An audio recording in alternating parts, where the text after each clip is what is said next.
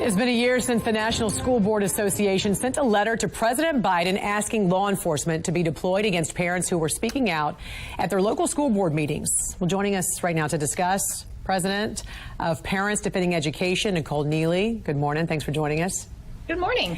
Nicole, I want to back up a little bit because the National School Board apologized for the letter it sent to the Biden administration comparing parents protesting local school policies as acts of domestic terrorism.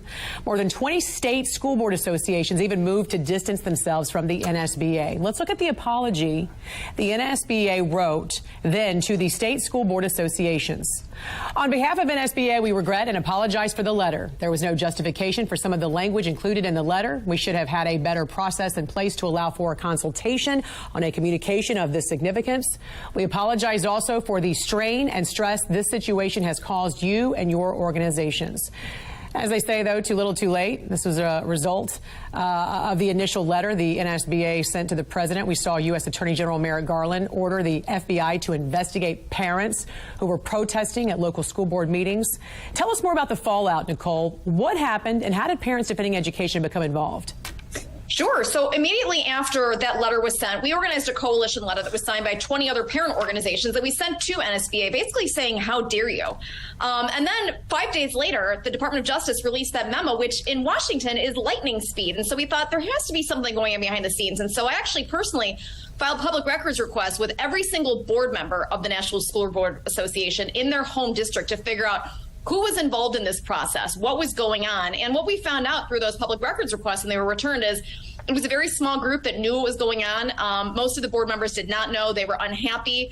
And it was actually done at the behest of the administration. So there was coordination behind the scenes with the White House.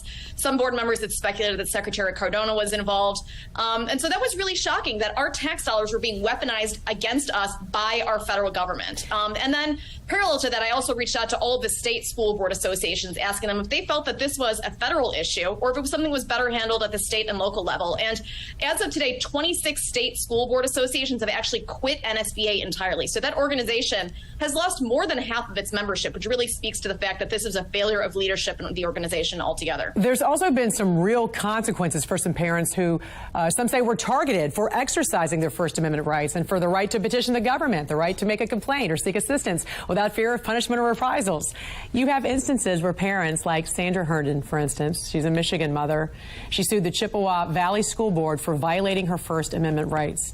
Herndon spoke out against her district's COVID policies and the impact school closures had on her son. As a result, she says district officials responded by reporting her to her employer, where she faced an internal investigation and feared losing her job. Tell me more about what happened here. Sure. Unfortunately, this kind of thing has happened across the country over the past year. Recently, another district in Michigan also had to pay damages to somebody who they did get fired from their school, from their job, because the district reached out to them again, because the parent attended a school board meeting and spoke up. Right now, I think there's another case that's brewing in Florida for the same reason, that a district reached out to a man who's a firefighter and tried to get him fired as well. And so there is the threat of the FBI reaching out to people. That's something where a number of whistleblowers have reached out to the House Judiciary Committee. I know Representative Jim Jordan has a number of these anecdotes, but it's the FBI as well as local officials. And so there was, it seems, a concerted effort to chill political participation, which unfortunately for all these school districts is protected by the First Amendment. So shame on them for not knowing their constituents' rights, and shame on them for not wanting the consent of the governed to be involved in this process. Yeah, and Nicole, clearly the pandemic forced parents to pay attention, forced them to see what was going on with the public school system. You know, we learned a lot about these school closures. We learned a lot about the impact it had on students, both socially and academically, especially those with lower socioeconomic backgrounds.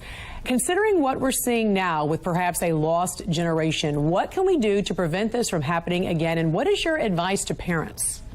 Well, we tell people every day the price of liberty is eternal vigilance. People know what is going on in their school districts. They know what's going on in their children's classrooms. And so we tell people, keep an eye out. It's kind of like that saying, remember when you go to the airport, if you see something, say something. We have a tip line. We ask people to send things to us. They can check if they want to be anonymous. They don't have to have their names attached to it. But, you know, as the saying goes, sunshine is the best disinfectant. Once these incidents, once these assignments are exposed, you'd be surprised how many districts pull them, say, oh, that was a mistake. We didn't mean to have that. We won't do that again. And so it's really, I think we want to encourage parents to let people know what's going on at their schools, because one individual can and does make a difference on a regular basis. President of Parents Defending Education, Nicole Neily. Always a pleasure to talk to you. Thanks for joining us this morning. We appreciate it. Thank you.